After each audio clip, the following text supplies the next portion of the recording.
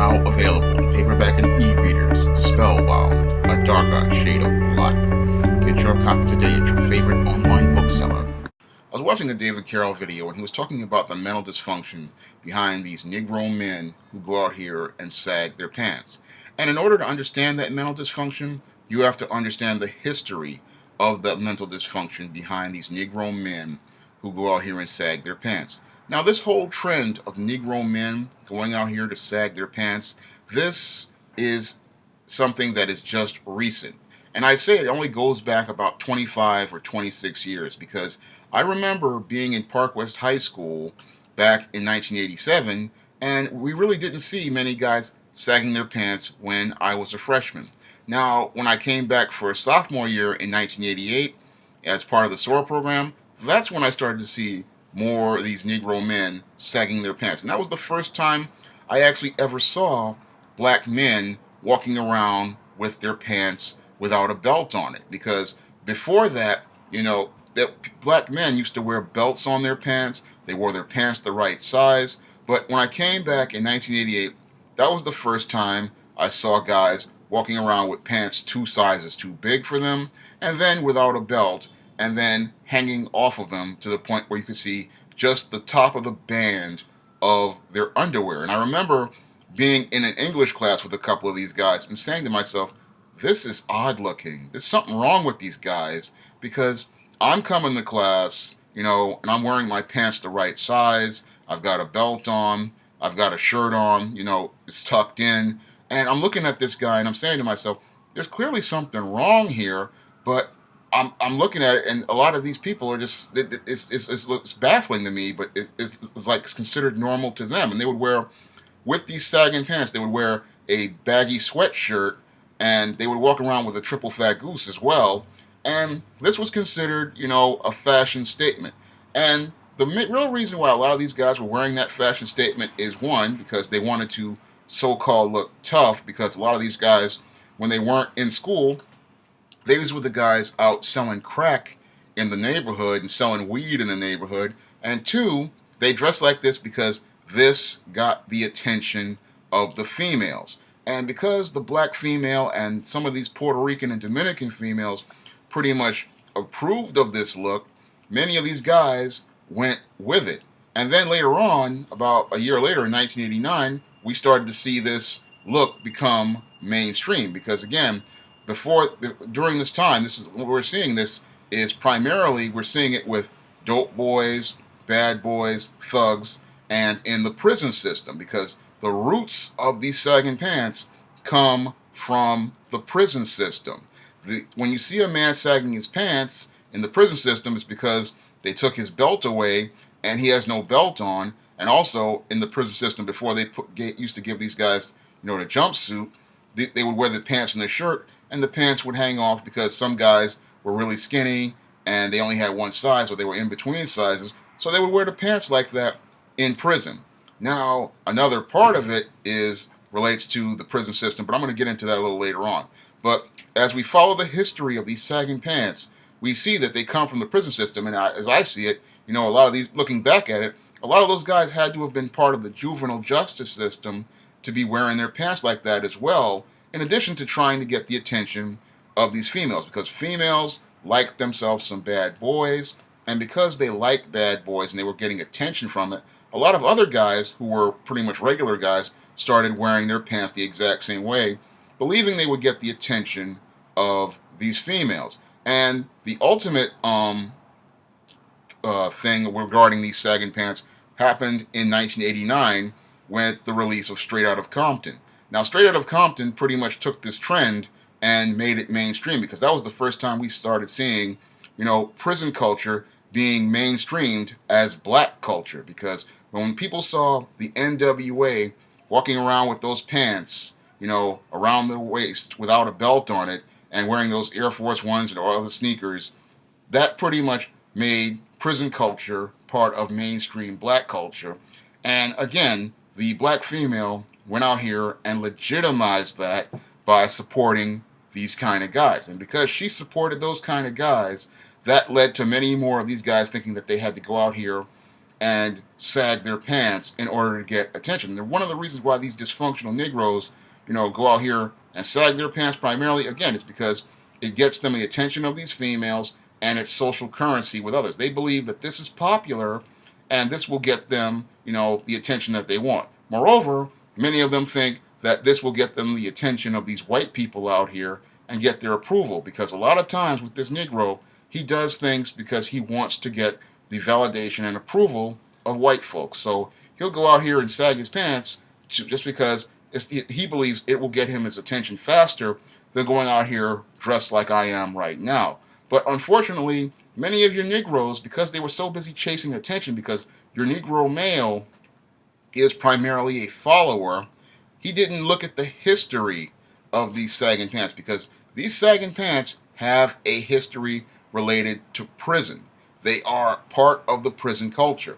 And what a lot of these Negro men don't understand is these sagging pants that you see right now, this is a part of the homosexual prison culture. Because when you see a male, back in the prison system, when you would see a male with his pants sagging, what he was telling other male prisoners is that he is available for homosexual sex and he is easy access.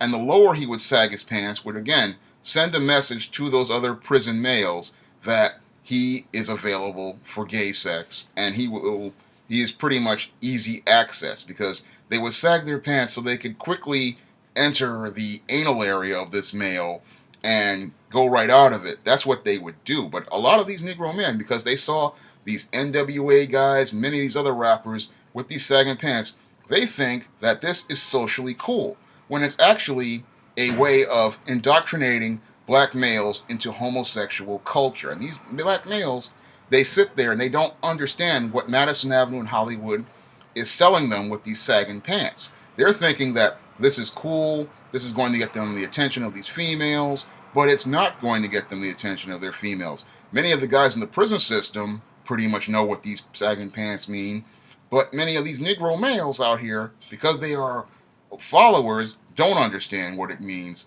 Because when you understand what these pants mean and you understand the culture and the history of these pants, you won't want to sag your pants, because many of the guys who you see out here who are sagging their pants, who are older, pretty much they've pretty much been in the prison system, and you don't want to know the things that they have done for a bag of Doritos chips or a Milano cookie or a Little Debbie snack cake. Because if you found out what these guys were doing for these Milano cookies or these Dorito chips or these Little Debbie snack cakes when they didn't have any money on their books for their commissary, it would pretty much make you lose your lunch.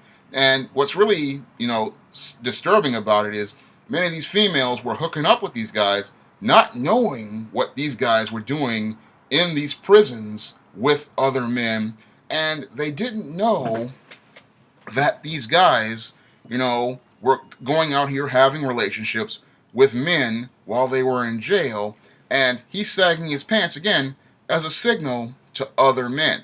And this sagging pants thing has gotten to the point where, it's completely out of hand. It's showing us, clearly that there's some sort of mental illness in the black community, because it's gone from the 1988 for the guys showing their underwear bands to guys literally showing their entire backsides. Because I remember a couple of times I've been walking around in the neighborhood and I would see these guys. Then they would be walking around with pants sagging to the point down to their thighs, where you could literally see their boxer briefs, literally sending, and with their butt out, sending a message to everyone who pretty much knew the roots and culture of this, that these guys, there's something, these guys must have some homosexual tendencies, because what they're doing when they're walking around with their pants with their butt out is, again, sending a message to other gay men that they are available for gay sex. But many of these Negro men don't understand the social connotations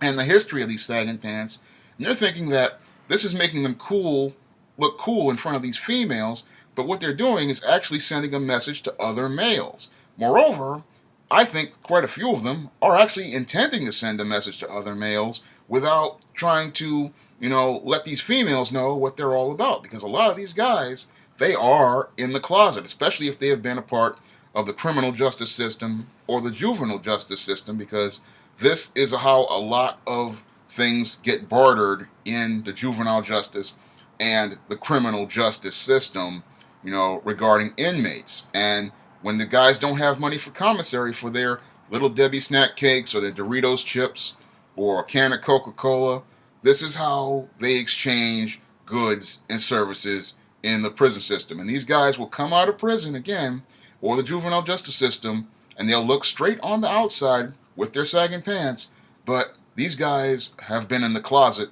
for some time. And many of these females won't find out until they go out and take a test for a venereal disease like HIV or herpes or whatever, and they'll find out that this guy has been, on the down low for many years. But you can't tell this to most people because they don't want to discuss the mental dysfunction regarding many of these Afro-American Negro males.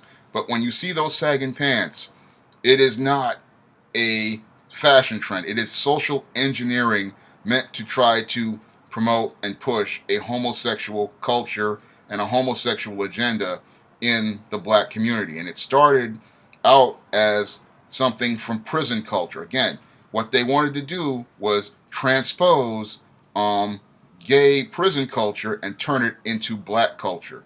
And this is what is the roots of this mental dysfunction, because this was socially engineered over 25 to 26 years, and now we see it as mainstream and normal, but this was never normal at all. I can go back to 1987 when I first attended Park West High School, and 90% of the males pretty much wore their pants on their waist with a belt. We did not see this start happening until 1988, when a lot of these guys started getting into the dope game and a lot of guys were coming out of the juvenile justice system. And we also saw it go mainstream with 1989's NWA's Straight Out of Compton, which pretty much promoted thug culture and prison culture as black culture. That is not black culture.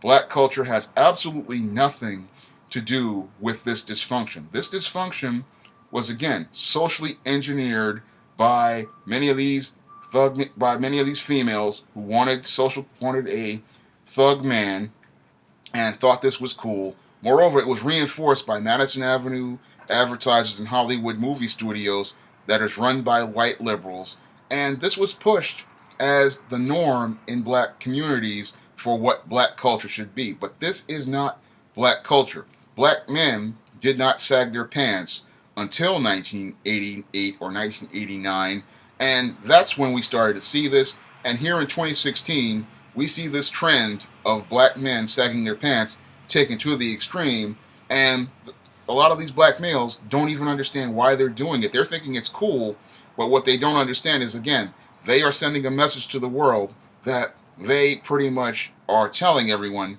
that they are homosexual and they are available for gay sex. That's all I have to say for this video. You can comment, rate, and subscribe.